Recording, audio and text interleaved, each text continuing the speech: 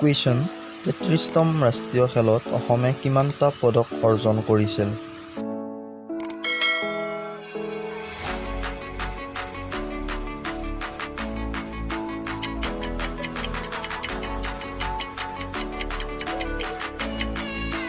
উত্তৰ ১৪৮টা পদক অৰ্জন কৰিছিল।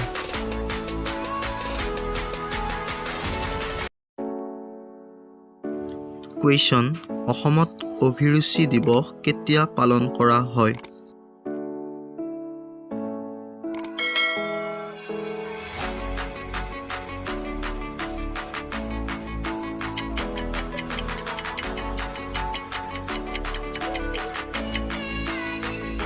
এনচাৰ ৩ ছেপ্টেম্বৰত অসমত অভিৰুচি দিৱস পালন কৰা হয়।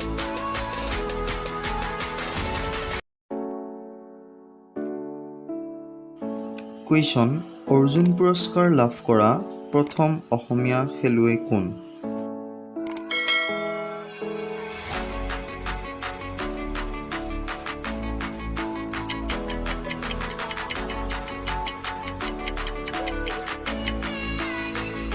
এনচাৰ ভোগেশ্বৰ বৰুৱা অৰ্জুন পুৰস্কাৰ লাভ কৰা প্ৰথমগৰাকী অসমীয়া খেলুৱৈ।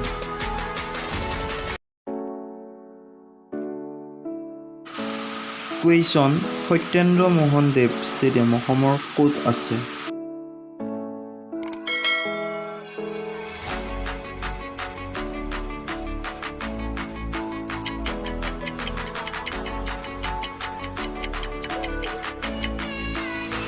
উত্তৰ শিলচৰত আছে।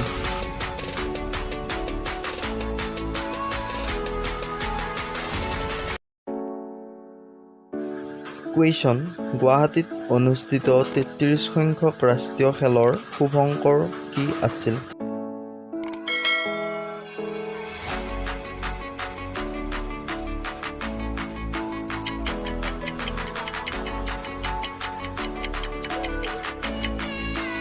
উত্তৰ ৰংমন বা